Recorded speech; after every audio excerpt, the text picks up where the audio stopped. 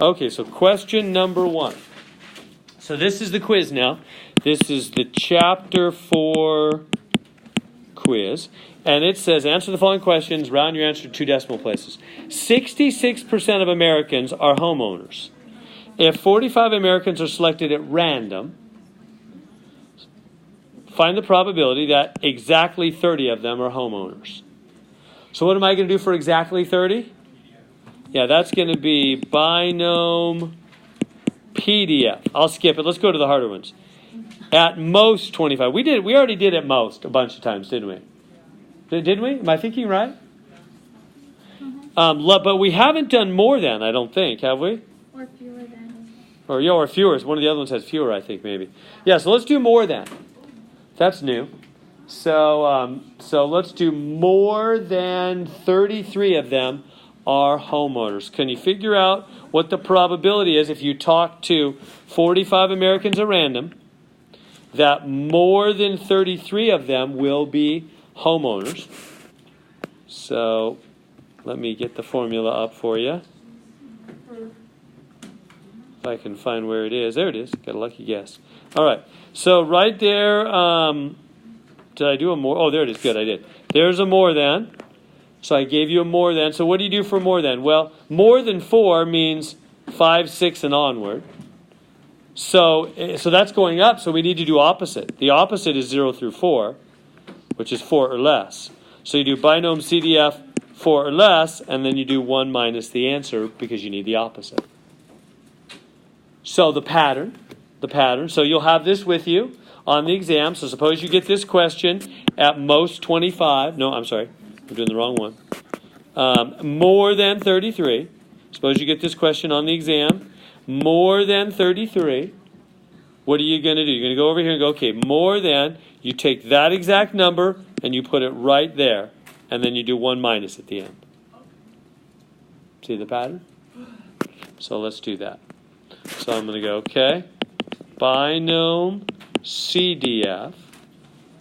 And then it's always number of trials, which is, how many times did we try this over and over again? 45, right? We asked 45 Americans if they're a homeowner or not. 45. Each time, what's the chance they're going to say, yes, I'm a homeowner? 66% of all Americans are homeowners. So you got to put the decimal in there, right? 0.66. That's the probability they're going to say yes every time. And now, whatever you put here is the number or less. That's how they programmed the binom CDF routine algorithm. Is that or less? So what am I going to do? But I don't want less. I want more than 33. So you got to do the opposite. What's the opposite of more than 33? 33 or less. Right? That's what it says. If you've got a more than question, you put that exact number here, and then you do 1 minus the answer.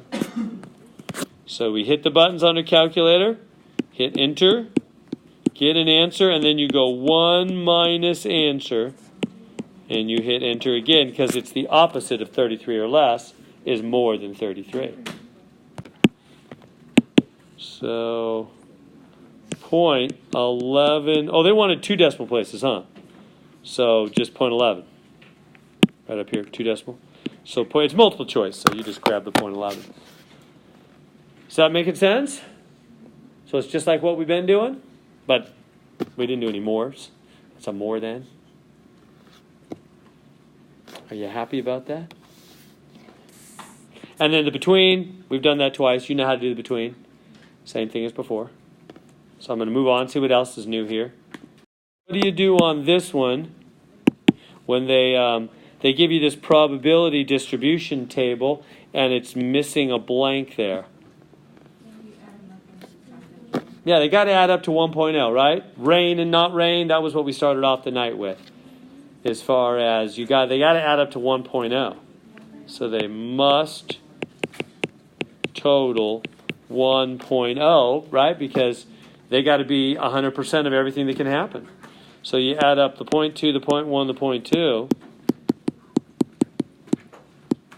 and I'm getting 0.4. So what does that leave left over? This has got to be 0.6, doesn't it? Left over.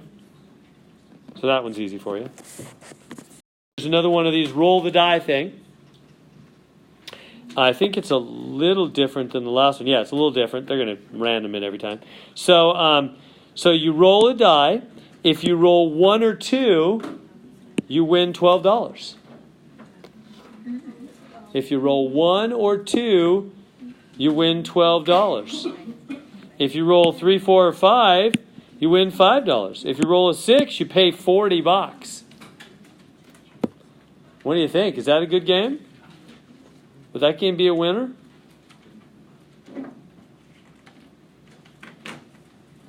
Do you think?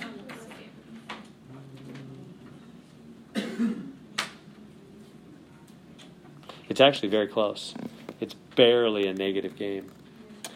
All right, so do you remember how this works? They want us, notice they want us to go from large, they changed it. Now they want the x values from largest to smallest. Didn't they say smallest to largest last time? Now they want largest to smallest. X values largest to smallest. Quick way for this, it doesn't work for all of them, but I could just look, you can go 1 and 2 are $12, or they're both plus 12. And if you get a 3, 4, or 5, it's plus 5, plus 5, plus 5. And then if you get a 6, it's minus 40. And in general, probabilistically speaking, you're going to go through the cycle of 1 through 6 if you do millions and millions over time. So I just added all these up, and it was plus 39. So it's minus 1 divided by 6. The answer is going to be minus 1/6. So for this one, you could just do that. But anyway, that isn't generally the way we do this. So how do we do it? So first off, what are the different things that are happening here? The different things are, they want me to start with the best case down to the worst case, right? Largest to smallest. So what's the best thing that can happen? On mine, anyway, you win $12, huh? So that'll be plus 12. And what's the probability you're going to win $12? At least on mine. You roll a 1 or a 2, so that's 2 divided by 6. Your calculator will tell you 0.333 on that one. And the middle thing that can happen is that you roll a 3, 4, or 5 and win $5. Plus 5, that's 3 things out of 6 that can happen, which is a 0.5 probability. And the worst thing that can happen is you roll that stinking 6 and you lose $40. There's only a 1 out of 6 chance of that happening, which your calculator will tell you is 1.66666, rounds to 0.17.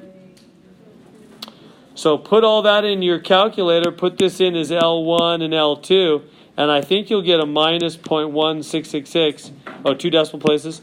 It'll round to minus 1.7 unless I'm mistaken. Isn't that what it comes out to be? Minus 0.17. So you're going to lose 17 cents per roll on average. There's no way to lose We're not saying you expect to lose 17 cents on any one roll. There's no way to do that, in fact. We're just saying on average. You play this game 1,000 times, it'll end up like you lost 17 cents every roll. You play 1,000 times, you'll be very close to losing $170. It'll be very, very close to that. That's what they want you to say on interpreting the expected value. And should you play this game? Nope. That's not a wise game to play. That will not benefit you. You good on that one?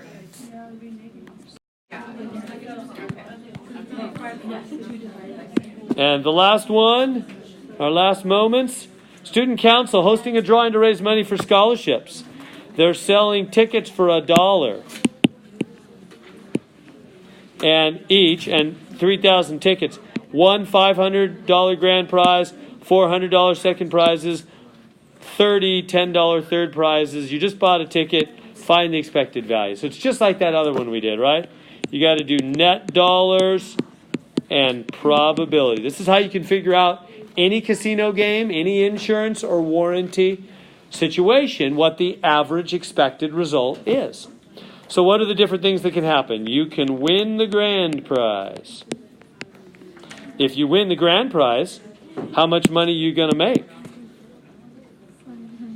$500, but $4.99.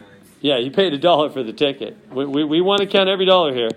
So you actually made $499, right? What's the probability you're going to win the grand prize? 1 divided by 3,000, because it's only 1 in 3,000 tickets, huh? Next, you could win a second prize. There's 4 of those, $100. So you win $100 minus 1, $99, because you paid the $1 to buy the ticket. The chance you're going to win second prize? There's 4 second prizes. So 4 divided by 3,000 is the probability you're going to win second prize. Finally, you could win third prize. Third prize. If you win third prize, you get $10, but you paid 1 to play the game, so you really made $9. There's 30 of those, so the chance is 30 divided by 3,000. And the very last thing that could happen is you lose. That's the most likely thing. You'll lose your $1, just the price of the ticket. The chance of that, whatever 3,000 tickets minus the 1 grand prize, minus the 4 second prizes, minus the 30 third prizes. What's that, 35? 2,965. 2,965 out of 3,000 is the probability that you'll lose $1. Put that in your L1 and your L2. Hit the buttons and you'll get your expected profit, which I'm sure is some negative number.